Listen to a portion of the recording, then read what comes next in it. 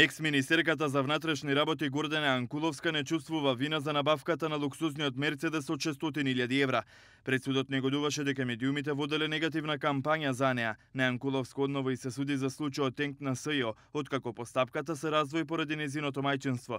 СЈО во воедниот говор остана на претходниот став. Обвинителот Стефчо Донев рече ќе докажат дека Никола Груевски како тогашен премиер побарал од Јанкуловска да изврши службено дејствие кое не може да се изврши за подоцна екс-министерката да влие кај тогашниот помошник министер во МВР Ѓоко Поповски, за да му ги прецизира спецификациите на блиндираниот Мерцедес. Ова СЈО ќе го докажува преку прислушуваните телефонски разговори и други докази, рече Донев.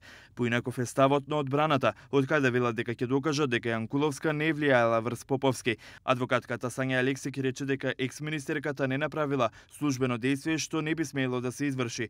Преку писмени докази и сведоци ќе докажуваат и дека била коректна јавната набавка за блиндираното возило. Неопходно било за потребите на МВР и не се прибирал економскиот оператор Мак Аутостар.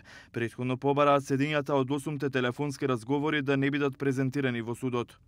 Причината за противењето на репродуцирање на ваквите аудиоматеријали се однесува на тоа што не постои записник од кој што со неспорност ќе се утврди дека истите биле предадени од политичката партија Социјалдемократски сојуз на специјалното јавно обвинителство, а по однос на противењето да се изведат вештачењата како докази, се однесува на тоа дека вештаците во време на изготвување на вештачењата немале лиценци за вршење на такви вештачења. Судот ги одби нивните барања, не им ги дава ниту седињата со разговорите, имале право да ги слушаат во просториите, како во судот, така и во СЈО.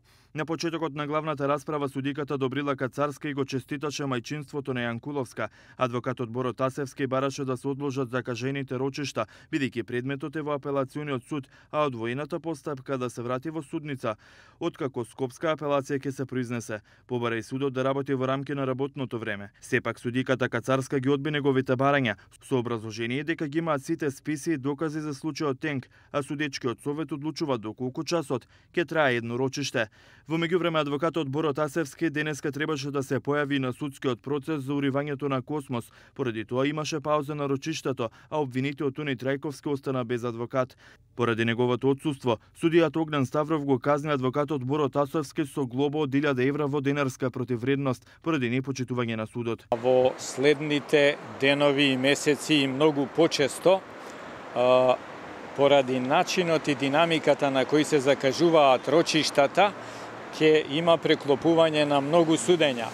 За мене ваквиот начин и ваквата динамика на закажување на рочиштата е комплетно незаконска, бидејќи има предмети кои што по никаков основ немаат приоритет, не се притворски и нема зошто да бидат закажувани толку често од ден за ден. Судењето за уривањето на Космос е одложено за 10 септември поради отсуството на Тасевски.